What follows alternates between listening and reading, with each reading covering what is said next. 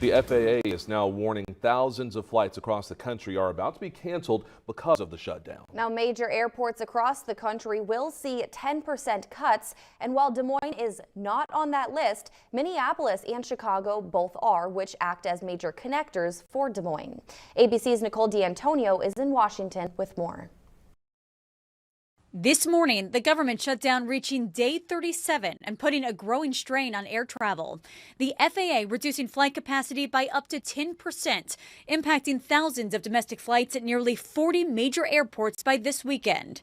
ABC News overnight exclusively obtaining the list of the 40 airports that will be affected, from Hartsfield-Jackson in Atlanta to LAX in Los Angeles, and from Miami to JFK in New York. This is about where is the pressure and how do we alleviate the pressure. It comes as air traffic controllers and TSA officers go nearly 6 weeks without pay and are now increasingly calling out sick.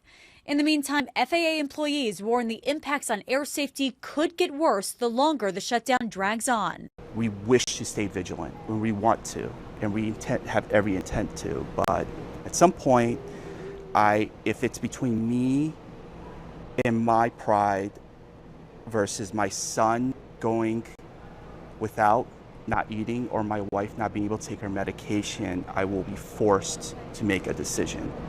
Overnight, United Airlines saying it will offer refunds to anyone who does not wish to fly while the flight reductions are in effect. Frontier CEO going further, making this recommendation. If your flight is canceled, your chances of being stranded are high, so I would simply have a backup ticket on another airline.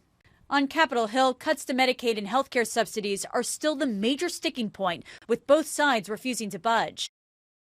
And sources say the FAA will begin cutting 4% of flights tomorrow, will then ramp up to 10% of flights through this coming weekend if the government is still shut down. Nicole D'Antonio, ABC News, Washington.